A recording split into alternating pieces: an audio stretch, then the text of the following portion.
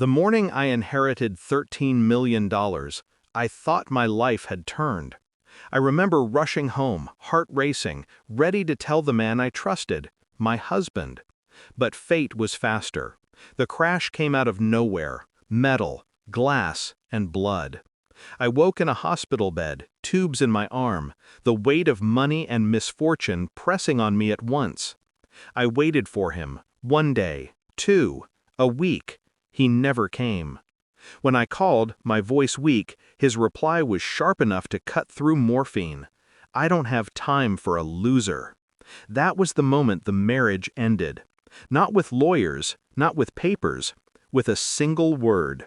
We met when I had nothing. He was charming, ambitious, hungry. He said I made him feel grounded, like he finally had a partner who believed in him.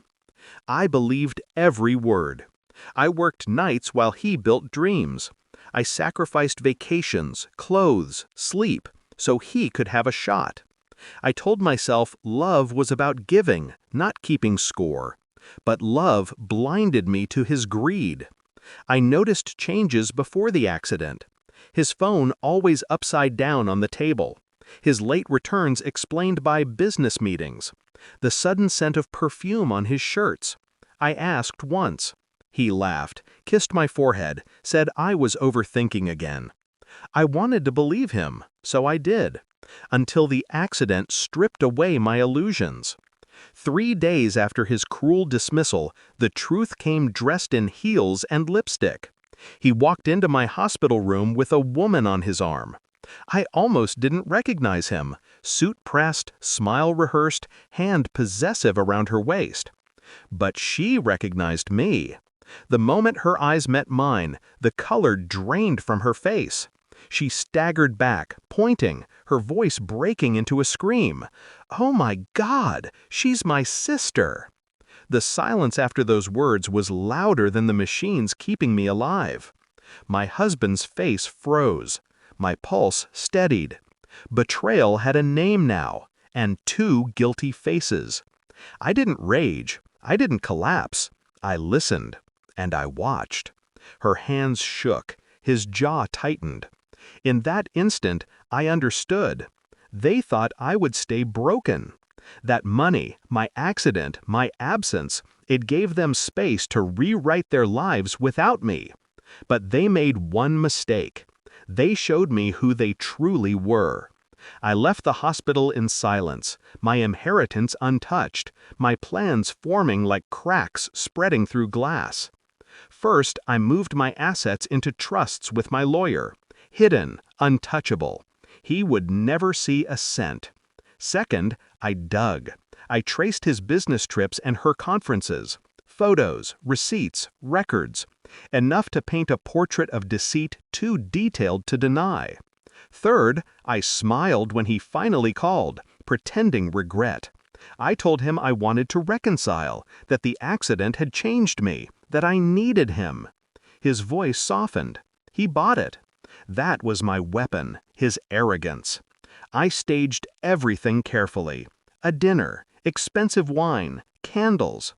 I wore the necklace he once gave me, the one he said symbolized forever. I made him believe forever still existed. He drank, he bragged, he let slip details he shouldn't. Deals he wasn't supposed to make, money he wasn't supposed to touch. I recorded every word. 2 weeks later, his company received an anonymous package. Evidence of fraud, embezzlement, a paper trail leading straight to him. He tried to call me. I let the phone ring. But revenge is never complete until it's witnessed. The last act played out in court. I sat quietly in the front row as the charges stacked higher than his lies. He looked for me, eyes begging for help, for loyalty.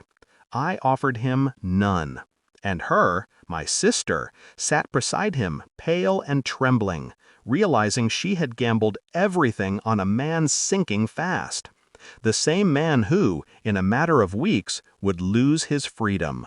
When the verdict came, guilty on all counts, I stood. My heels clicked against the floor like a gavel. He mouthed my name as if it were a prayer. I did not answer.